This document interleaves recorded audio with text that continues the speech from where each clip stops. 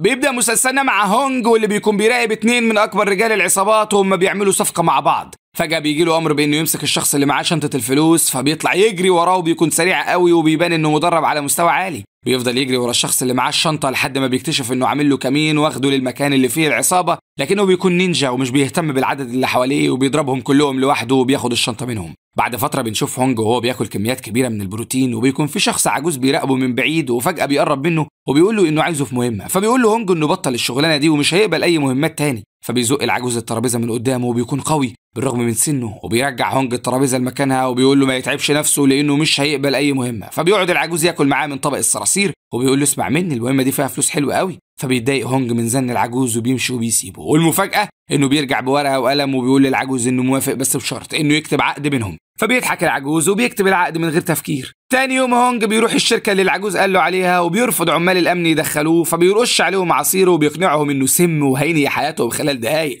فبيخافوا وبيطلعوا يجروا على الدكتور وهو بيدخل بكل سهولة. بعد كده بتظهر بنت جميلة اسمها شيعة وبتكون متضايقة لأن أبوها عايز يجيب لها حارس شخصي، وهي شايفة إن الحراس الشخصيين ما لهمش لازمة، لكن أبوها بيكون قلقان عليها وبيصمم إن يكون عندها حارس شخصي علشان يحميها من أعدائه واللي بيتمنوا إنهم يأذوه. فبتقول له خلاص بدل مصمم يبقى اختار واحد وسيم وشكله حلو أو حتى يفتح نفسي وهو ماشي جنبي. فبيقول لها وحياة أمك ومش عايزة DVD بالمرة؟ فبتقول له والله ده شرطي، مش عايز بلاش. فبيضطر ابوها انه يوافق، وده لانها بنته الوحيده. وبنرجع لهونج اللي بيشوف شياع وهي نازله من على السلم وبتلفت انتباهه من اول نظره، وبيركز معاها اول لدرجه ان باب الاسانسير بيقفل عليه، ولما بيروح يدور عليها مش بيلاقيها. فبيروح يقابل ابوها وبيتكلم معاه، بيعرفها ان العجوز هو اللي بعته، فبيرحب بيه وبيعرفه ان المهمه اللي عايزه فيها هي حمايه بنته. فبيستغرب هونج وبيسأله عن قصده، فبيقول انه هيكون حارس شخصي وهيلزق في بنته ال 24 ساعة. فبيوافق وبيقول لنفسها زمان بنته في الاخر هتطلع شبه جعفر، لكنه بيتصدم لما بيشوف بياناتها وبيكتشف انها نفس البنت اللي شافها وهي نازله من على السلم.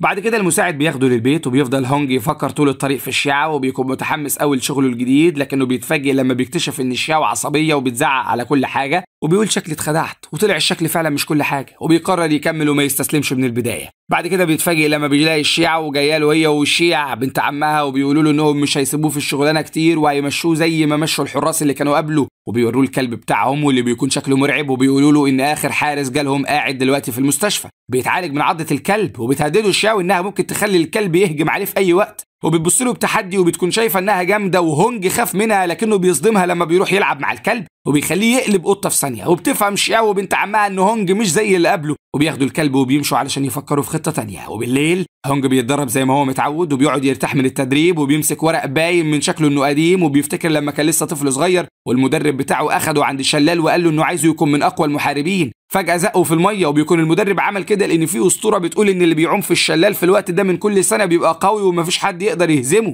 بيفضل هونج غرقان في ذكرياته وبيفتكر لما طلع من الميه بصعوبه وفضل يشتم على المدرب لانه كان مفكره عايزه يخلص عليه، وبيفتكر لما فضل ماشي لحد ما لقى كهف ودخل جواه، فضل ماشي جوه الكهف ده لحد ما لقى اوضه صغيره فيها صندوق ومجموعه شموع. لما فتح الصندوق لقى فيه الدفتر اللي معاه حاليا واللي بيكون فيه الطريقه اللي يقدر يتعلم بيها كل فنون القتال، وبيفوق هونج من افكاره وبيكمل تدريب. تاني يوم بيكون ماشي بيشوف شاب ضعيف بيتضرب من مجموعه شباب اقوى منه، لما بيبص للشاب بتركيز بيكتشف انه عارفه وبيفضل مركز مع الشاب اللي بيكون ماشي بصعوبه بعد ما الشباب كسروه. فجأة الشاب ده بيرفع صباعه في اتجاه هونج، فبيفتكر هونج انه هيهاجمه وبيستعد علشان يصد هجومه، لكنه بيتفاجئ لما بيلاقيه بيقول له ان رباط جزمته مفكوك، فبيشكره وبيمشي وبيسيبه من غير ما يتكلم معاه ولا يقول له انه عارفه وكان بيدور عليه. بعد كده بيكون قاعد يسمع التلفزيون في امان الله، وبيتفاجئ لما بيلاقي بنت عم الشيعة ومتعصبه وبتقول له انها عايزاه يعمل لها الفطار، فبيستغرب كده وبيقول لها هو حد فاهمك اني خدام؟ فبتهدده انها تقول لابو الشاوي انه بيسمع التلفزيون وسايب شغله الاساسي، فبيضطر يسمع كلامها وبيروح يعمل لها الفطار وبيعمل لنفسه اكل معاها، لكنها بتتضايق لما بتلاقيها ياكل،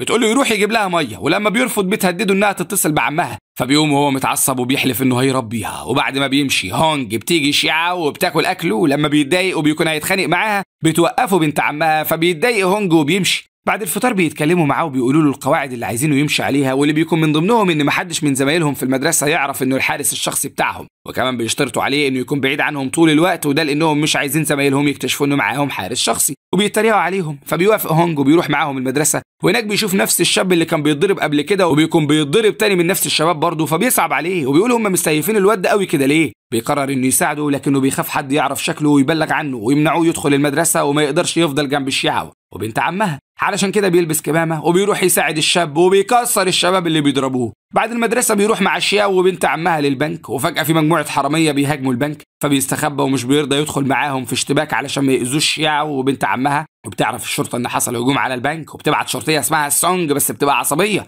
بيتخانق مع دبان وشها وبتقف تحت البنك وبتنادي على المجرمين وبتقول لهم هتخرجوا مع حالكم بما يرضي الله ولا ادخل اخرجكم بما لا يرضي الله، ومش بيعملوا اي رد فعل. فبتقول شكلكم كده مصممين ان انا اللي اخرجكم بطريقتي. وقبل ما تتصرف بيجي لها اتصال مع الرئيس بتاعها وبيعرفها ان في شخصيات مهمه جوه البنك، وبيحذرها من انها تعمل اي تصرف طايش. فبتتعصب وبتكسر التليفون وبتكون متعصبه لان رئيسها منعها من ممارسه هوايتها المفضله وهي العنف. بتقول للعسكري اللي جنبها شكلنا كده هنضطر نستخدم الطريقه اللي مش بحبها وهتفاوض معاهم بالذوق. بنروح لهونج اللي بيقف قدام البنات علشان يحميهم، فبتعجب شياو بشخصيته وبتحس انه شجاع وبتشكره. لكن فجأة الحرامي بيضرب رصاصة على هونج وبينزف دم كتير قوي، فبيبص هونج للحرامي بعصبية وبيقول له كده اتبهدل هدومي، مين اللي هيغسلها دلوقتي؟ بيتصدم كل اللي حواليه من رد فعله، وبعد تفكير من زعيم الحرامية بيقرر انه ياخد رهاين علشان يعرف يهرب في امان. بيختار انه ياخد هونج وهو بينزف علشان يوري للشرطة العين الحمراء ويخافوا. بيقدروا انهم يهربوا ومش بتقدر الشرطة تمنعهم علشان يحافظوا على حياة الرهائن، وبيكون الحرامية مبسوطين لانهم يهربوا. لكن فجأة هونج بيشد منهم السلاح وبيثبتهم وبينزلهم من العربية وبيرعبهم لدرجة انهم بيطلعوا يجروا شبه الكتاكيت المبلولة. وفجأة هونج بيفقد الوعي، فبتتخض شيعة وبتفضل تعيط وهي بتصرخ وبتتمنى ان حد يجي يساعدهم. بعد كده بنشوف زعيم العصابة اللي كان باعت الحرامية، وبيكون شخصية غريبة وباين من لبسه وتصرفاته انه مش طبيعي، وبيقتل الحرامية لانهم رجعوا له ايديهم فاضية وما عرفوش يسرقوا البنك. بنرجع لشيعة واللي بتنقلها الشرطة للمستشفى، وهناك بتتكلم مع بنت عمها وبتحكي لها ازاي هونج انقذها. فبتستغرب بنت عمها وبتقول لها انها ما كانتش متوقعة ان هونج يطلع قوي، كانت مفكرة انه مجرد شاب بتاع بنات. في نفس الوقت بتكون سونج في المستشفى علشان تأمن هيونج لحد ما يصحى ويرجع للبيت. بتتفاجئ لما بتشوف دكتور لابس كعب وبتسأله ليه لابس كده، فبيتوتر وبيقول لها ان دي حرية شخصية، وبيمشي ويسيبها وبيطلع على السطح بيراقب المكان، وبيكون ده نفس الزعيم اللي ظهر وهو بيقتل الحرامية. وبنعرف ان شياو هي هدفه الأساسي، وكان داخل المستشفى علشان يخلص عليها لكنه خاف لما سونج لاحظت الكعب العالي. بنروح لهونج اللي بيكون بيتنطط ولا كأنه لسه واخد طلقة. بيروح الدكتور يقول للمساعد اللي مع هونج ان حالته غريبة وعمره ما شاف حد اخد طلقة في جنبه وقام بعد دقايق بالشكل ده. بعد كده المساعد بيروح يتكلم مع ابو الشياو وبيطمنه انها رجعت للبيت من غير اي اصابات. وبيفتكر ابو الشياو لما هونج قال له ان هجوم الحرامية كان الهدف منه خطف الشياو وما كانش الهدف السرقة زي ما الكل فكر، وبيقلق على الشياو قوي وبيقول للمساعد بتاعه يخلي عينه على الشياو طول الوقت لان اللي حاول يخطفها مش هيستسلم وهيحاول انه يخطفها تاني. بالليل شياو بتكون نايمه وفجاه بتصحى على صوت بره، فبتقوم علشان تشوف في ايه. بتتصدم لما بتلاقي نفسها حطت ايدها على ايد هيكل عظمي. بتفضل تصرخ وبتطلع وبتشوف هونج اللي بيقرب منها وهو بينزف، فبتترعب وبتفضل تصرخ لكنها بتلاقيه بيضحك، فبتفهم انه بيخدعها وبتضربه بالقلم وبتزعق له. بنروح لبنت عمها وبتفضل تعيط لانها اتخضت. بيقول لها هونج شكلك خايفه، ايه رايك انام معاكي في نفس الاوضه علشان اطمنك؟ فبتزعق له وبتطرده بره. بعد كده هونج بيكون نايم بيشوف في الحلم ست لابسه بامبي في بامبي وكانها باربي، بتعرفه بنفسها وبتقول له ان اسمها لان. فبيقول لها كنت مفكر على كل البامبي ده هيطلع اسمك روز ولا حاجه. فبتتعصب وبتكون هتتخانق معاه لكنها بتهدي نفسها، وده لانها شايفه ان العصبيه هتطلع لها التجاعيد بدري. فجأة بتهجم على هونج وبتفضل تضغط على رقبته، فبيصحى هونج من النوم وهو مخضوض. بيفرح لانه طلع بيحلم، ولما بيحاول ينام تاني بيشوف لان وهي بتزعق له، فبيقول شكلي مش هنام في الليله اللي مش فايته دي. تاني يوم الصبح هونج بيكتشف ان هدومه اللي هيلبسها مقطوعه، فبيقعد يخيطها. في الوقت ده بتدخل بنت عم الشيعة وبتقول له انها عايزاه ينزل يعمل لها الاكل، وبتتريق على طريقه خياطته.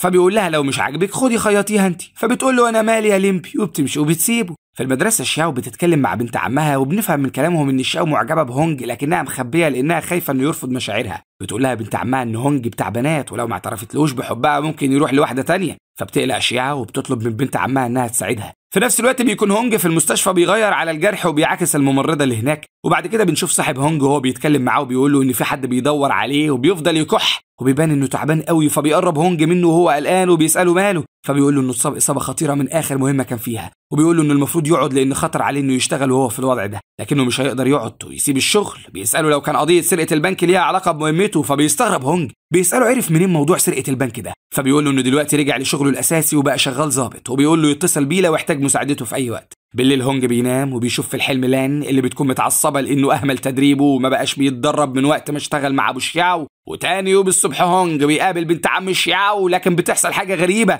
بيلاقي نفسه مش مركز معاها وبيحس انه سمع صوت لان، والاول مره بيسمع صوتها وهو صاحي. بتكون لان بتقول له عن نصايح علشان يطور مستواه في القتال، وبيفضل يفكر ازاي هيطور مستواه. وبيتجاهل بنت عم الشياو وكانها مش واقفه قدامه اصلا، فبتتضايق وبتمشي وبتسيبه. بتروح تتكلم مع الشيعة وبتقول لها فكك منه، ده طلع مجنون على الآخر. بعد كده هونج بيروح المكتبة وبيدور على الكتب اللي لين قالت له إنها هتطور مستواه، لكنه مش بيلاقيها، فبيمشي وهو محبط، وفي طريقه بيشوف شاب باين من شكله إنه تعبان، بياخد نفسه بصعوبة، وفجأة بيخرج حبوب مخليها معاه وبياخد منها وبيبقى كويس. فبيستغرب هونج وبيكون عنده فضول يعرف إيه هي الحبوب دي، ولما بيركز مع الشاب ده بيكتشف إنه نفس الشاب اللي كان بيتضرب وهو أنقذه. بيمشي ورا الشاب ده، فبيشوف زعيم العصابة اللي كانوا بيضايقوا الشباب وبيكون عايز يضربه علشان ينتقم منه لأنه ضربه قبل كده، لكن هونج مش بيديله فرصة وبيضربه لدرجة إنه بيفقد الوعي من قوة الضربة. بعد كده الولد بيبص لمناخيره اللي اتكسرت وبيتفاجئ لما بيكتشف إنه الطلاب صوروه وهو بيتضرب ونزلوها على الفيس. بيتضايق وبيروح المدرسة علشان يشوف مين اللي عمل فيه كده، فبيلاقي إن زمايله بيتريقوا عليه وكل اللي يشوفوه يقولوا عليه أبو مناخير مكسورة، فبيتعصب وبيمشي يضرب الطلاب وبيهددهم إنه هيكسر مناخير أي حد يفكر يتريق عليه. تاني يوم بنشوف هونج وهو في المدرسة بيكون دخل المدرسة علشان يقدر يكون قريب من شيعة وبنت عمها، وهناك بيصاحب شاب بيسأله عن الشاب اللي كان بيتضرب، فبيقول له اسمه هان وتعبان أغلب الوقت وضعيف لدرجة إن اللي رايح واللي جاي بيضرب فيه، وبيسأله مهتم بيه ليه، فبيقول له إنه بس شبه حد يعرفه، فبيقول له صاحبه فكك منه وتعالى نفطر. بياخدوا كافيه اللي في المدرسة، وبما إن هونج بتاع بنات فبتعجبه البنت اللي بتقدم لهم الأكل، وبيتخيل إن هو وهي كانوا بيحبوا بعض في الماضي واتولدوا من جديد علشان يتقابلوا تاني. بيفضل مركز مع البنت طول الوقت وبيلاحظ إن في مجموعة شباب بيضايقوها، بيكون عايز يدخل لكن صاحبه بيمنعه وبيقول له إنه لسه جديد في المدرسة ولو عمل مشاكل هيطرد. فبيسمع كلامه وبيراقب من بعيد، لكن بيلاحظ إن الشاب اللي كان بيعاكس البنت زودها قوي، علشان كده مش بيقدر يمسك نفسه وبيقرب منه كأنه بيتعرف عليه وبيقرصه تحت الحزام، وبيتألم الشاب لدرجة إنه مش بيقدر حتى يروح ورا هونج ويضربه. بنروح لسونج وبنشوفها وهي بتتدرب وبتكون عنيفة لدرجة إن الشباب اللي بيتدربوا معاها بيخافوا منها، ولما بتقول لواحد منهم يجي يتدرب معاها بيتوتر وبيقول لها كنت أتمنى الصراحة أتدرب مع وحش زيك، بس أمي عاملة شوية صراصير محمرة ومستنياني على الغدا. بيحاول يخلع منها لكنها بتصمم إنه يدخل للحلبة، فبيلبس كل حاجة ممكن إنها تحميه وبيدخل الحلبة وهو مرعوب، وبيقول لها بقول لك إيه، ما تفكك من الملاكمة والكلام الفاضي ده وشوفي لك حد تحبيه وتعملي له صراصير شبه بتاعه أمي. فبتتعصب لأنها مش بتحب سيرة الحب وبتضربه بعنف وبتفضل تضرب فيه لحد ما بيكون مش قادر ياخد نفسه. في الوقت ده بنشوف هونج وهو ماشي ورا البنت اللي كانت بتقدم له الأكل في كافيه المدرسة وبيديها هدية، فبتستغرب البنت وبتقول له معلش مش بقبل هدايا من حد ما اعرفوش، فبيقول لها ومين قال لك اني هديكي هدية، انا جاي ابيعها لك. فبتتصدم البنت وبتحس بالاحراج، وعلشان تداري كسفتها بتروح تشتري منه الهديه وبتبقى عايزه تبين له انها غنيه يعني وكده. وفي اثناء ما هم بيتكلموا بتيجي ام البنت وبتسالها عن هونج، فبتقول لها انها ما تعرفوش لكنها شافته وهو واقف مع الولد اللي كان بيضايقها، بتكون مفكره انه كان بيتكلم معاه وبيفهمه غلط وما تعرفش انه كان بيقرصه من تحت الحزام. بتقول لها ما انه كويس وساعدها وبتعزمه على العشاء، فبتقول لها بنتها هو اي حد تشوفيه تعزميه، وبتاخدها وبتمشي. بعد كده هونج بيشوف نفس البنت وبتكون عجلتها عطلانه، بيقول بس فرصتي عشان الفت انتباهها. بيروح يصلح لها العجله وبيسوق بيها علشان يوصلها للبيت، وبنعرف ان البنت دي اسمها يون. بيكون هونج عمل كل اللي عمله ده علشان يتعرف عليها، وبعد كده بيكونوا داخلين المدرسه مع بعض، بيشوفوا المدير فبيقول هونج ليون تمشي لانه هيتكلم مع المدير على انفراد. بيقول المدير ايوه ده احنا عندنا كلام كتير قوي، تعالى يا حبيب قلبي، وبياخده وبيمشي. فبيستغرب يون وبيحس ان في حاجه غلط وبتفضل تفكر في هونج حتى لما بتروح البيت. في الوقت ده سونج بتكتب رساله لصاحب هونج وبتلزقها على دواء الكحه، وبتقول انها لاحظت انه بيكح كتير علشان كده جابت له دواء للكحه. بتبقى مستغربه نفسها لانها عمرها ما اهتمت بحد، وبتقول شكلنا هنحب ولا ايه، وبتاخد ازازه الدواء وبتروح تحطها على مكتبه وهي متحمسه للحظه اللي هيشوفها فيها. في نفس الوقت بيظهر زعيم العصابه وبيكون لابس باروكه وفي لبس بنات كتير في المكان، وطبعا مش محتاج اقول لكم انه استغفر الله العظيم من الجماعه اياهم. بيشوف في التلفزيون خبر ان الحراميه اللي سرقوا البنك الشرطه لقت جثثهم، فبيقلق وبيخاف انه يتكشف. تاني يوم بتنتشر صوره لهونج مع ايون، وبتشوفها بنت عم شياو اللي بتقول لها انا قلت لك من الاول انه بتاع بنات وعمره ما هيتعدل ولا هيتغير. فبتتضايق شياو وبتقول لها انها هتعرف يون ان هونج منحرف وبتاع بنات وبكده هتبعد عنه. فبتتحمس بنت عمها للفكره وبتقول لها انها تروح تتكلم مع يون وتعرفها. بتكون ما بتصدق تلاقي سبب علشان تضايق هونج، وده لانها مش بتحبه وشايفه انه فاشل وكل تفكيره في البنات. في نفس الوقت صاحبه يونج بتوريها الصوره وبتقول لها ان المدرسه كلها بتتكلم على الصوره دي، فبتقول لها ان الموضوع مش فارق معاها لان مفيش حاجه بينها هي وهونج وهم مجرد زمايل في مدرسه واحده. فبتتضايق صاحبتها وبتفكرها انها بتخبي عليها، فبتحلف لها يون انها مش بتكذب، وبتعرفها ان العجله بتاعتها اتعطلت وهونج صلحها وساق هو العجله ووصلها للمدرسه. فبتقول لها صاحبتها ان مفيش حد هيصدق الكلام ده وهيفكروا انهم مرتبطين، وبتنصحها تبعد عن هونج لانها شايفه انه بتاع حوارات وهيورطها معاه. وبنروح لهونج اللي بيكون خارج مع شياو وابوها علشان يحميهم، فجاه بيتعرضوا للهجوم وبيتخضوا كل اللي في المكان وبيطلعوا يجروا ما عدا هونج اللي بيهاجم العصابه. بيحاول يمسكهم علشان يعرف مين اللي وراهم، لكن زعيم العصابه بيكون اسرع منه وبيهرب بعد ما بيسيب لهم قنبله في المكان. بيبص هونج للقنبله ومش بيكون عارف ازاي يتعامل معاها، وبيقرر يجمد قلبه ويقطع السلك الاحمر زي ما بيجي في الافلام وخلاص.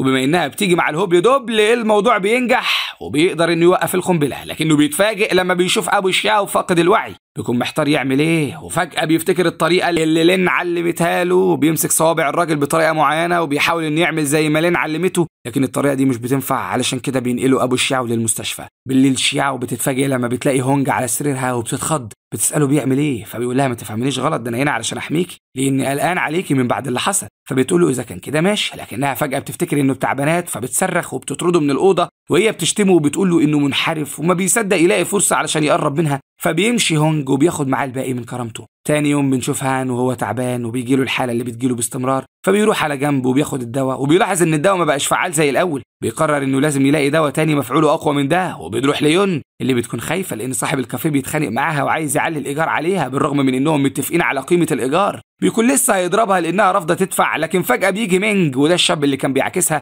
وبيقول لصاحب الكافيه انه هو اللي هيدفع، فبيبص صاحب الكافيه ليون وبيقول لها همشي بس علشان خاطر مينج، وبيستغل مينج الفرصه دي وبيحاول يبان انه لطيف علشان يكسب ام يون لصفه. فعلا ام يون بتتاثر باللي عمله وبتزعق لبنتها وبتقول لها ان مينج طلع لطيف ومش شرير زي ما هي كانت بتقول عليه، فبتقول لها ما تصدقيش ده شويه تمثيل علشان يبهرك بس، انما لا هو كويس ولا هو طيب زي ما هو مبين. في الوقت ده بنت عم شاو بتتكلم معاها وبتنصحها انها تركز على دراستها وتفكها من هونج، فبتقول لها انها قررت تبعد عن الحب اللي مش بيجي من وراه غير وجع القلب، وتركز على حياتها وتعرف مين الشخص اللي حاول يخلص على ابوها. فبتعيط بنت عمها وبتقول لها انها شجاعه وبتوعدها انها هتكون جنبها وهتدعمها. بعد ما بتخلص شياو الحصه بتشوف يون على باب الفصل وبتسالها عن هونج، فبتتعصب وبتقول لها انها ما تعرفوش وبتمشي وبتسيبها وبتروح تحكي لبنت عمها اللي حصل، وبتكون مبسوطه لانها بقت بتعرف تاخد موقف، فبتشجعها بنت عمها وبتقول لها انت كده على الطريق الصح، وبتاخدها علشان يتغدوا بره. بيتفاجئوا لما بيشوفوا هونج وهو بيتغدى مع يون، لكن شياو بتتجاهلهم وكانها مش شايفاهم. في نفس الوقت بنشوف هان وهو ماشي في امان، وفجاه بيظهر له الشباب اللي بيضايقوه باستمرار وبيفضلوا يضربوا فيه بعنف وبيكسروا الشمسيه بتاعته عليه، وبعد ما بيكسروه بيحبسوه في مخزن. ولما بيفوق هان وبيكتشف انه محبوس بيترعب، بيفضل ينادي على اي حد علشان يساعده ويخرجه من المخزن، لكن مفيش اي حد بيرد عليه، علشان كده بيقرر يعتمد على نفسه ويجمع طاقته ويفتح الباب باستخدام قوته اللي هي معدومه اصلا، وبيفضل يحاول يفتح الباب لكن كل محاولاته بتفشل. وفجاه بيشوف نور جاي من ورا، فبيفهم ان في باب خلفي وبيمشي في اتجاه النور لحد ما بيلاقي الباب وبيخرج منه وبيمشي وهو حزين، وبيفتكر لما كان لسه طفل صغير وكان متكتف وبيتعمل عليه تجارب علشان يلاقوا علاج لمرض منتشر في العيله بتاعتهم، وبيفتكر ازاي كانت التجربه قاسيه واللي كان اصعب ان ابوه هو اللي كان بيعمل التجارب دي عليه، وبيفتكر ازاي اتحول بعد التجربه اللي فشلت وبقى قوي بشكل مش طبيعي وعنيف لدرجه انه قتل مساعد ابوه. وبيفوق هان من ذكرياته وبيلاقي نفسه تعبان وبيمشي بصعوبه وبيستخبى علشان ياخد الدواء، وبنعرف انه بياخد الدواء ده لانه لو ما خدهوش لما يحس انه تعبان هيتحول زي ما حصل معاه قبل كده. وبيتفاجئ هان لما مش بيلاقي الدواء معاه، وبيفتكر لما جات له نفس الحاله من كام سنه قتل امه وهو مش في وعيه، وبيفضل يصرخ من الالم وبيقرر يفضل مكانه لحد ما تجيله الحاله ويخلص وقتها ويرجع طبيعي. في الوقت ده هونج بيلاقي شنطه هان مرميه على الارض، بيشوف الدواء بتاعه فبيستغرب وبيدور عليه لكنه مش بيلاقيه. بعد يومين بيروح يتكلم مع بنت عم شياو وبيسالها عن هان، فبتقول له انه ما جاش المدرسه بقاله يومين والطلاب متوقعين انه عنده مرض خطير، فبيستغرب وبيحس ان في حاجه غلط. وتاني يوم بنشوف هان وهو ماسك كارت عليه صوره اسد، وبتكون دي دعوه لمسابقه اسمها مسابقه ملك الشجاعه، وبيستغرب هان ان المدير طلب منه يشارك بالرغم من انه عارف انه ملوش اي علاقه بالشجاعه. وبعد كده بيحضر كل الطلاب المسابقه دي وبيكونوا كلهم متحمسين علشان يشوفوا مين اللي هيفوز فيها، وبيقف المدير قدام الطلاب وبيقدم هو المسابقه وبيبقى شكله مسخره قوي لدرجه ان الطلاب بيكونوا هيموتوا من الضحك على طريقته في التقديم، لكنهم بيمسكوا نفسهم علشان ما يتفصلوش وكده. بعد ما بيخلص التقديم بتبدأ المسابقة اللي بتكون أول جولة فيها عبارة عن إن بيتحطوا قدامهم ديدان وحشرات كتير وياكلوا منها، وبيبدأ أول 2 من الطلاب وأول ما بياكلوا بيصرخوا، فبيقول لهم المدير إنهم جبنة وبيخرجهم من المسابقة، وبيكونوا خايفين لأنهم بياكلوا الحشرات وهي نية. وطبعا يا صاحبي مشكلتهم إن الحشرات نية، إنما لو كانت محمرة ولا مشوية كان هيكون عادي. في وسط كل اللي بيحصل ده بيبص هونج للحشرات وبيقول كل ده خير، وبيبدأ ياكل ولا تيمون وبومب حتى. بيشمئز مينج من المنظر وبيرجع، فبيطرده المدير، وفجأة بيلاحظ إن هان مش بياكل، فبيقرب منه وبيقول له مش ناوي تاكل ولا إيه، ولا يكون مش عاجبك الحشرات، وبيطرده هو كمان. وبكده مش بيفضل غير هونج و2 كمان وهم اللي بيتأهلوا للمرحلة التانية. بتكون المرحلة التانية عبارة عن إنهم يدخلوا مكان مرعب ويدوروا فيه على الأكل، وفي أثناء المرحلة التانية البت اللي شعرها بينك مش بتستحمل وبتفقد الوعي، وبيقعد زميلها جنبها لأنه بيقلق عليها. وبيكمل هونج في المسابقة، وفجأة بيحس إن في حركة في المكان وبيتصدم لما بيشوف هان بيكون شكله كأنه وحش مخيف وبيهاجمه هو واللي معاه. وبيتكلم الشخص اللي في المسابقة مع هونج وبيسأله لو يعرف هان، فبيقول له انه قابله كام مرة بالصدفة لكنه كان مختلف عن دلوقتي. وفجأة هونج بيلاحظ ان عين هان لونها اتغير وبقت مرعبة اكتر، فبيقرر ما يفضلش ساكت ويهاجمه. وبيتفاجئ لما بيكتشف ان زميله كمان عنده طاقة زيه، وبيقول ده الواحد شاف العجب من طلاب المدرسة دي. وبيتصدم هونج لما بيكتشف انه مش قادر يستخدم طاقته، وبيتواصل مع لان وبيسألها ليه مش قادر يستخدم طاقته، فبتقول له انه بطل يتمرن علشان كده مش هيقدر يستخدم طاقته. وبيفوق هونج من عالم الخيال وبيشوف ان الشاب اللي جنبه اتكسر من هان، وبيحاول انه يهاجم هان لكن هجومه بيكون ضعيف قوي وبيتعصب هان اكتر. فبيفتكر هونج انه هيتعمل منه شاورما، لكن فجأة بيجي المدير ومعاه عمال الامن وبيمسكوا هان باستخدام شبكة وبينقذوهم. تاني يوم في المستشفى بنشوف زميل هونج اللي بيتفاجئ لما بيلاقي شخص عجوز بيتكلم معاه وبيعرفه انه يبقى ابو صاحبته ام شعر بينك، وبيشكره لانه انقذ بنته وبيطلب منه يحكي له اللي حصل. فبيقول له انه كان في المسابقه وفجاه زميلته فقدت الوعي، ولما راح يدور على مخرج علشان يرجع بيها للمدرسه اكتشف ان هان مش طبيعي وهاجمه هو وهونج. فبيقول له انه هيتعامل مع الموضوع وبيشكره مره تانية لانه انقذ بنته، وبيطلب منه ما يقولهاش حاجه عن الموضوع علشان ما تخافش. فبيوعده انه مش هيقول لها حاجه وبيسيبه وبيروح يطمن عليها. بعد كده بنشوف سونج وهي بتتكلم مع صاحب هونج وبتقول له انها جمعت معلومات عن الزعيم اللي هما بيدوروا عليه، واكتشفت انه شخص مش طبيعي وبيشتري باروكات كتيره قوي وكمان بيشتري لبس حريمي. فبيحس صاحب هونج انه شخص خطير، وده لان باين من تصرفاته انه مختل عقليا. وبيقول لسونج انهم لازم يوصلوا له بسرعه. في الوقت ده بنشوف هونج وهو بيتكلم مع شياو وبيسالها وراها ايه اخر الاسبوع، فبتفرح وبتقول لنفسها اكيد بيسال علشان يخرجني لاني بقالي فتره ما خرجتش، وبتضحك بكسوف كده وبتقول له انها مفيش وراها حاجه. فبيقول لها تدور على حاجه تعملها لانه هيجيب عمال يركبوا كاميرات في البيت ووجودهم هيعطل العمال. فبتتعصب شياو هي وبنت عمها وبيقولوا له ان مفيش فايده منه. وبعد كده بتتكلم بنت عم شياو معاها وبتقول لها انهم لازم يسعدوا نفسهم بنفسهم، وبيقرروا يخرجوا هما مع بعض وبيروحوا البار. وهناك بيتفاجئوا لما بيشوفوا هونج، وفجأة بيجي شاب وبيطلب منهم انه يسهر معاهم، فبيفرحوا وبيلاقوا انها فرصة كويسة علشان يضايقوا هونج. وبيتكلم الشاب ده مع شياو وبيقول لها عيونك مليانة حزن، فبتستغرب كده وبتقول له نعم.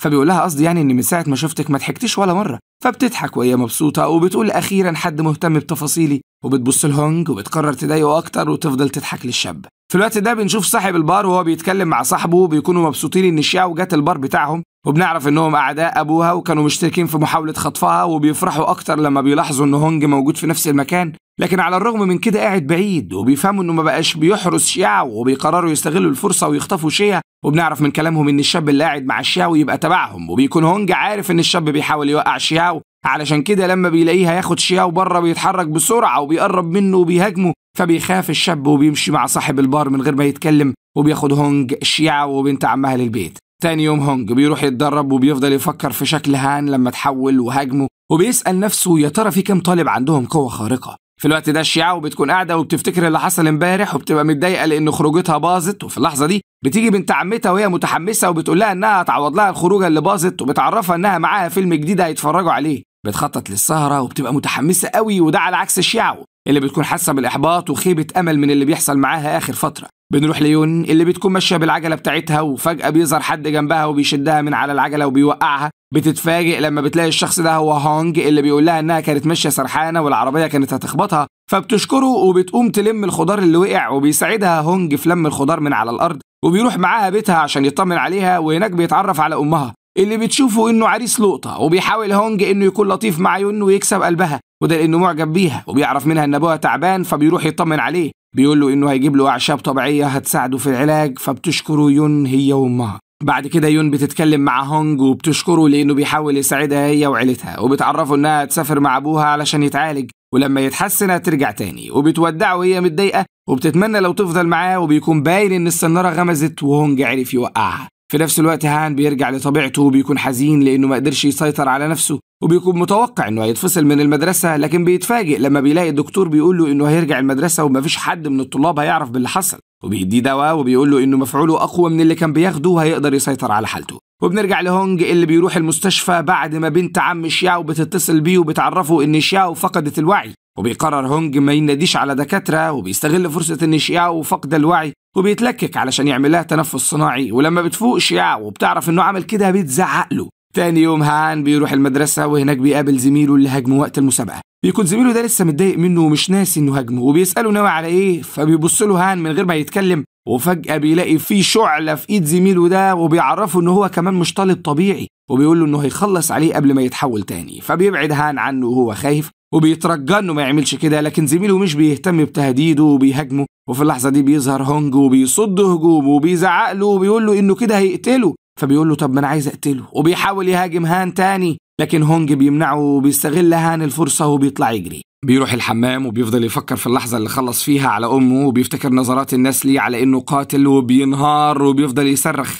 بالليل هونج بيشوف لين وبتقول له انه لازم يتدرب لو عاوز يزود قوته. فبيصحى وهو متضايق وبيقول له هو انا هقضي حياتي في التدريب ولا ايه؟ وبيشتم على لين، فبتسمعه وبترد له الشتيمه، وبيتفاجئ لما بيعرف انها بتسمعه وبيقول لها ده انا كنت بهزر. بعد كده بيروح المستشفى بعد ما بيعرف ان ابو الشاو فاق من الغيبوبه اللي كان فيها، وبيتكلم ابو الشاو مع هونج وبيقول له انه شايف انه اكتر واحد مناسب علشان يحافظ على فلوسه ويدير شركته ويهتم بالشاو وبنت اخوه. وبيتضايق المساعد من كلام ابو الشاو وبيحاول يقنعه يغير كلامه، لكن ابو الشاو بيرفض وبيقول له انه تعامل مع هونج وشايف انه انسب واحد. فبيقول له هونج انه موافق ويتمنى انه يطلع قد الثقه. وبعد اقل من ساعه ابو الشاو حالته بتسوء قوي وبيحاول الدكتور ينقذه لكنه مش بيقدر، وبيعرف المساعدين انه خلاص هيموت. لكن فجأة هونج بيجي وبيكون معاه إبر علاجية بيستخدمها علشان يعالج أبو الشاو وبيقدر يخليه يفوق تاني. وأول ما أبو الشاو بيفوق بيبص له وبيضحك وبيقول له كنت متأكد إني اخترت صح. بعد كده هونج بيروح المدرسة وهناك بيحاول يتكلم مع هان لكنه بيرفض وبيتجاهله. فبيناديه هونج وبيقول له إنه مش هيقدر يفضل مستخبي كتير، وبيقول له إنه لسه شاب صغير والحياة قدامه ولازم يتعلم إزاي يسيطر على حالته ويعيش حياته. فبيضحك هان وبتتحول نظراته بنظرات غضب، وبيقول لهونج انه ما يعرفش حاجه عنه وبيصرخ في وشه وهو بيطلب منه يبعد عنه وما يتدخلش في حياته. بعد ما هونج بيسيب هان بيروح يطمن على ابو الشاو وبيقول له الدكتور ان حاله ابو الشاو نادره لانه عمره ما شاف حاله اتعالجت بالسرعه دي بعد ما كانت حالته صعبه. فبيبص المساعد لهونج وبيفهم ان ابو الشاو اتحسن بسبب الابر اللي هونج عالجه بيها، وبيتكلم ابو الشاو مع هونج وبيطلب منه ما يعرفش حد انه في المستشفى. بعد فتره قصيره بنشوف ابو الشاو وهو قاعد مع بنته وبيحكي لها اللي حصل معاه في فتره مرضه، فبتفرح شياو برجوع ابوها وبتروح تجهز الاحتفال برجوعه. بعد كده بنشوف بنت عم الشياو وهي بتعيط وبتقول لهونج انها كانت ماشيه مع الشياو وفجاه في ست ظهرت في وشهم ورفعت عليهم السلاح. بتكمل بنت عم الشاو كلامها وهي بتعيط وبتقول ان الست خيرتهم ما بين انها تخلص عليهم فورا وما بين انهم يمشوا معاها من غير كلام، عشان كده شياو مشيت معاها. بتفضل تعيط وبتطلب من هونج انه يرجع شياو قبل ما الست الغريبه دي تاذيها. فبيقول لها هونج تهدى وتوصف له الست دي، فبتوصف له مواصفاتها وبيفهم هونج ان الست دي هي الزعيم. وفي اثناء ما هما بيتكلموا بيجي لهونج اتصال من الزعيم بيعرفوا ان شياو معاه وبيقول له لو خايف عليها يجي ياخدها، وبيديله العنوان اللي هيتقابلوا فيه وبيهدده انه هيخلص على شياو لو عرف انه فكر بيبلغ الشرطه. فبيوعده هونج انه مش هيبلغ الشرطه وهيقابله في الميعاد اللي هو عايزه. بعد كده هونج بيروح يقابل الزعيم في الميعاد اللي هو بيحدده، واول ما بيدخل المكان الغريب اللي قال له عليه بيشوف شياو وهي متكتفه، ولما بيروح يفكها بيحس ان في حد بيجهز علشان يطلق النار عليه. فبيطلع يجري وبيستخبى بسرعه في مكان متداري وبعيد عن موقع اطلاق النار، وبتترجاه شياو انه ينقذها فبيقول لها انه لو طلع هيموت. بيفضل مستخبي لكنه بيضطر يطلع لما بيسمع صوت الزعيم المختل عقليا وهو ماسك شياو وبيخنقها. في اللحظه دي بيقرر هونج ما يخافش وبيروح يضرب الزعيم وبيحصل بينهم اشتباك قوي، وبيفضل يضرب فيه لحد ما بيخليه يفقد الوعي وبياخد منه المفتاح وبيفك شياو اللي بتكون مرعوبه وبتحضنه اول ما بيفكها. لكنه بيكتشف ان الزعيم رابط قنبله في هدومها والقنبله بتكون شغاله. بتتخض شياو وبتقول له يمشي وينقذ نفسه لكنه بيرفض وبيقول لها انه مستحيل يمشي ويسيبها. واول ما بيحس ان القنبله هتنفجر بيحضنها بسرعه، لكن المفاجاه انها مش بتنفجر. وبيجي صاحب هونج وبيساعده انه يفك الشياو وبيكونوا خلاص هيهربوا، لكن الزعيم بيفوق وبيقول لهم ان في قنبله تانية في المكان وهتبدا عد بعد ما قلبه يقف، وبيخوفهم اكتر وبيقول لهم انها اول ما تبدا عد مش هتغيب وممكن تنفجر في اي لحظه، وبيقول لهم انه مش هيرتاح غير لما يقتلهم كلهم، وفجاه بيموت وبيرتاح الراحه الابديه. فبيترعب هونج ان القنبله تنفجر، لكن صاحبه بيهديه وبيقول له ياخد شياو ويهرب وهو يحاول يعمل انعاش لقلب الزعيم علشان القنبله ما تنفجرش. بيكون هونج رافض يمشي ويسيب صاحبه فيقول له انه لو ما مشيش كلهم هيموتوا، وبيصمم انه يخليه يمشي. واول ما بيطلع هونج هو وشياو القنبله بتنفجر، فبيتصدم هونج من صوت الانفجار وبيفضل يصرخ وهو بينادي على صاحبه. بيرجع البيت وهو حزين وبيفضل طول الوقت يعيط لانه خسر صاحبه، وبيلوم نفسه لانه لو ما كانش طلب مساعده صاحبه كان زمانه لسه عايش. وبتكون شياو متضايقه لانها شايفه هونج حزين وبتتكلم مع بنت عمها وبيفكروا في طريقه علشان يخرجوه من حاله الحزن اللي هو فيها. بعد كده بنشوف زميل هونج وهو واقف يبص على هان وبيكون عايز يعمل اي مشكله معاه لانه شايف انه وحش وما ينفعش يفضل وسط الطلاب، وبيروح يتكلم معاه وبيقول له انه دور وراه وعرف انه قتل وخلص على امه. فبيتضايق هان وبيقول له انه عنده حق وبيقول له انه مش هينكر لانه تعب من الكذب والهروب طول الوقت. بيقول له انه مش هيقاومه لو قرر انه يخلص عليه، وده لانه بقى يائس من حياته، فبيضربه وبيقول له انه مش هيسيبه يموت بسهوله. في الوقت ده بنشوف سونج وبتكون حزينه على موت صاحب هونج اللي كانت بقت بتحبه، وبتفضل تفكر فيه وازاي كان بينقذها كل مره، وبتتمنى لو انها كانت اعترفت له بمشاعرها، وبتفتكر كل ذكرياتها معاه وبتنهار من العياط. بنرجع لزميل هونج اللي بيقرر يذل هان ويخليه يعمل طلبات كتيره. بيضطر هان يسمع كلامه علشان ما يفضحش سره في المدرسه، وكل ما يعمل له طلب بيتفاجئ انه بيطلب منه طلبات تانية، وبيفضل طول اليوم على كده. بعد كده بنشوف صاحب هونج وهو بيجري عليه وبياخد نفسه بصعوبه، بيساله لو كان سمع الخبر الجديد، فبيستغرب سونج. بيساله خبر ايه، فبيقول له ان زميلهم في الفصل بيعامل هان معامله وحشه قوي، وبالرغم من كده هان بينفذ له كل طلباته. فبيسرح هونج كده وبيفتكر لما كان زميله عايز يخلص على هان وهو منعه، وبيفتكر لما قال له انه قاتل، وبيفهم ان هان بيسمع كلام زميله علشان ما يكشفش سره، وبيقرر انه يقرب من هان علشان يفهم الموضوع، وبياخد صاحبه وبيروح يراقبه من بعيد، وبيشوف الطلاب وهم بيضايقوه وبيبوظوا له اكله، لكن على الرغم من كده هو مش بيعترض ولا بيتكلم خالص. تاني يوم في وقت الغدا هان بيكون ماشي وبيدور على مكان ياكل فيه، وبيشوف زميل هونج وهو قاعد مع صاحبته، فبيمشي من الطريق التاني، وبيلاحظ انه منبوذ من الطلاب لدرجه انهم بيمشوا وبيسيبوا اي ترابيزه هو بيقرب منها، وده بيضايقه، لكنه بيقرر يتجاهل الموضوع وبيقعد ياكل ولا كأن في حاجه حصلت. لكن الطلاب بييجوا يضايقوه، وفجاه بيجي هونج وبيبعدهم عنه، وبيبان ان المدير بيراقب اللي بيحصل، وبيقعد هونج على الترابيزه اللي هان قاعد عليها وبيحاول يتكلم معاه، لكن هان مش بيديله فرصه وبيطلب منه ما يتدخلش في حياته. فبيقول له هونج حياتي يا ابو حياه، وهي دي حياه حد يدخلها؟ وبيقول له انه لازم يتشجع شويه ويواجه الطلاب اللي بيضايقوه، لكن هان مش بيهتم بكلامه ومش بيرد عليه. بنروح للمدير اللي بيكون في مكتبه وبيقفل الشبابيك والبيبان، وفجأة بيحط ايده على رقبته وبيشيل القناع اللي هو مركبه، وبنكتشف انه مركب قناع على وشه علشان يخفي الشامة اللي في وشه اللي بتكون مضايقاه، وشايف انها عيب وما ينفعش حد يعرف بوجودها. بيكون عنده انفصام في الشخصية، بيعامل نفسه على انه اتنين، شخصية من غير شامة وعقل قدام الناس، والشخصية التانية بشامة بتتصرف تصرفات مجنونة، ودي الشخصية اللي هو محتفظ بيها لنفسه. بعد كده بنشوف ابو زميلة هونج وهو قاعد يكلم نفسه وماسك صورة العجوز اللي ظهر لهونج في اول المسلسل، قال له انه في مهمة لازم يعملها، وبيفتكر لما العجوز ده قال له ان مراته حامل، وبنعرف من كلامهم ان العجوز ده يبقى دكتور، وعيلة ابو زميلة هونج اللي هو بيتكلم معاه اغلبهم بيموتوا في عمر ال20. بيفوق الراجل ده من ذكرياته وبيتمنى انه يلاقي الدكتور علشان يقدر يعالج بنته وما تموتش في عمر ال20. بعد كده بيروح يتكلم مع بنته اللي بتسأله وهي قلقانة، وبتقول له الدكتور قال ايه، فبيتوتر ومش بيرد عليها. فبتقول له بنته انها عارفة مصيرها وبتكون ماشية، لكنه بيوقفها وبيقول لها ان الدكتور قال ان الوضع مستقر وما يخوفش ولا حاجة، وبيطمنها انه هيعالجها مهما كان الثمن. لكن البنت بتكون محبطة وبتبقى شايفة ان مصيرها شبه مصير كل اللي في عيلتها، وهتموت بدري. هتسألني يا صاحبي وتقول لي امال ابوها ما ماتش ليه؟ هقول لك عمره يا صاحبي ايه، هنكفر ولا ايه؟ بعد كده هونج بيكون ماشي وبيشوف سيون اللي هي البنت اللي تعبانة، وبتبقى واقفة هي وصاحبها جنب هان اللي بيكون مرمي في الأرض وبيصرخ، وبيترجاهم انهم يدوا الدواء بسرعة، لكن صاحب سيون مش بيكون مصدقه، بيبقى مفكر انه بيمثل علشان يكسب تعاطفهم. فبيقول له هونج يخرب بيتك، تعاطف ايه ده، احنا اللي هنصعب على كل الطلاب بعد ما نتاكل. وبيدور له على الدواء في شنطته، وبيقول له صاحب سيون يا عم فكك منه ده بيمثل. فبيقول له انه مش بيمثل، وبيخليه يمسكه وبيدوه الدواء اللي بيلاقيه واقع من الشنطة ومرمي في ركن جنب الجدار. وبعد ما هان بيفوق بتتكلم سيون معاه وبتسأله ليه ما حاولش يدافع عن نفسه، فبيقول لها انه من زمان قوي ومفيش حد بيسمعه علشان كده هو بطل يدافع عن نفسه.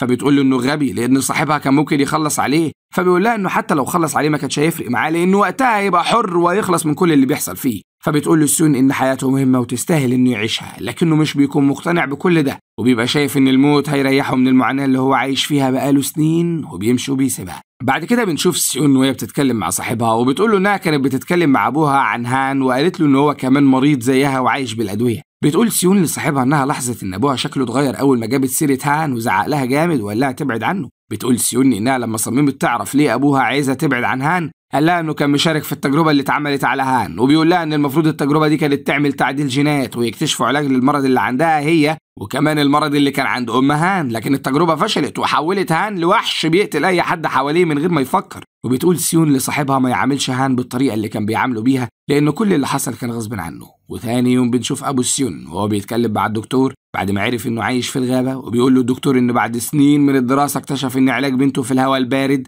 لانه بيمنع تفاعل المرض مع جسمها. بنروح لهان وبنشوفه وهو بيتكلم مع ابوه وبيلومه لانه مش بيحاول يعالجه بالرغم من انه هو السبب في اللي هو فيه. فبيقول له ابوه انه بيحاول يلاقي علاج لحالته، وبيعرفه انه كان بيدور كتير لحد ما وصل لفاكهه اسمها الفاكهه المقدسه، وبيقول له ان الفاكهه دي بتقدر تعالج اغلب الامراض وهتقدر تعالج مرضه، وبيقول له انه بعت المساعدين بتوعه علشان يوصلوا للفاكهه دي، وبيطلب منه يتماسك لحد ما يقدر يوصل للفاكهه ويعالجه. بعد كده بنشوفه وهو ماسك خريطه وبيبص لها بانتصار، وبنعرف ان دي الخريطه اللي هتوصله للفاكهه المقدسه. في اللحظه دي بيدخل هان فبيبشره ابوه، بيقول له انه اخيرا وصل لمكان الفاكهه المقدسه وهيقدر ينقذه. فبيستغرب هان وبيساله وصل لها ازاي، فبيشاور له على الخريطه وبيقول له ان الخريطه دي هي الخريطه اللي هتوصله للفاكهه المقدسه. فبيقول له هان انه بيتمنى ان الفاكهه دي تعالجه بجد، وبيمشي وبيسيبه. بالليل بنشوف هان وهو بيدور في المكتب بتاع ابوه على الخريطه، اول ما بيلاقيها بيخليها في شنطته وبياخدها وبيمشي. تاني يوم الصبح بيدي الخريطه لهونج وبيقول له ان الخريطه دي هتوصله للفاكهه المقدسه، وبيقول له انه هيستخدم الفاكهه دي علشان ينقذ سيون، وبيطلب منه يساعده انه يوصل للفاكهه قبل ما حد تاني يوصل لها.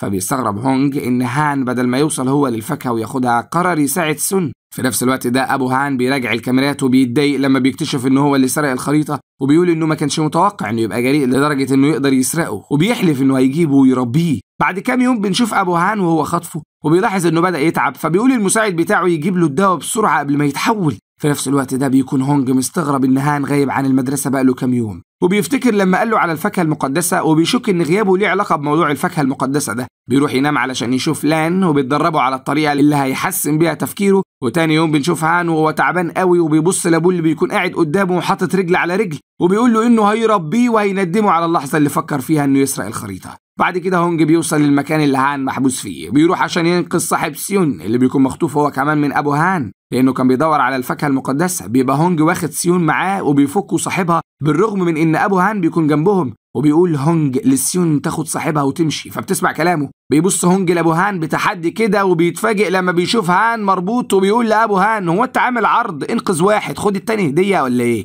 بيتصدم لما بيلاقيه بيحقن هان بماده غريبه وبيضحك ضحكه شريره، وفجاه هان بيتحول لوحش كاسر وبيهاجم سيون اللي بتكون رجعت علشان تنقذ هونج. واول ما هان بيقرب من سيون بيفتكر لما كانت بتقوله انها عايزه تتعالج لانها حابه الحياه ومش عايزه تموت، وبيوقف هجوم فورا. فبيستغل هونج الفرصه دي وبيهاجمه وبيبعده عن سيون، فبيتعصب هان اكتر. وفي اللحظه دي بيوصل ابو سيون وبيقول لهونج انه هيساعده في السيطره على هان، وبيخلي المساعدين بتوعه يمسكوه بالشبكه ويصعقوه باستخدام الصواعق الكهربائيه اللي معاهم، لكن ده مش بيأثر عليه. علشان كده هونج بيلجأ للحل الاخير وبيخرج ابره كان شايلها في جيبه وبيحطها في راس هان وبيقدر انه يهديه. في آخر مشهد بنشوف أبو سيون وهو بيتكلم مع الدكتور وبيعرفه إن الشرطة قبضت على أبو هان، وبيسألوا عن حال هان دلوقتي، فبياخدوا المكان قريب منهم وبيوريه هان وهو محطوط في مادة غريبة، وبيقول له إنه فضل له مرحلة واحدة وهيعالجه من مرضه للأبد. بيسألوا عن حال سيون فبيقول له إن حالتها بقت مستقرة وقربوا يوصلوا للفاكهة المقدسة. وهنا بيخلص مسلسلنا بعد ما بيكون هونج قرر يركز على المهمات بتاعته ويبعد عن البنات، والسيون وهان قربوا قوي من علاج أمراضهم اللي عاشوا ويعانوا منها.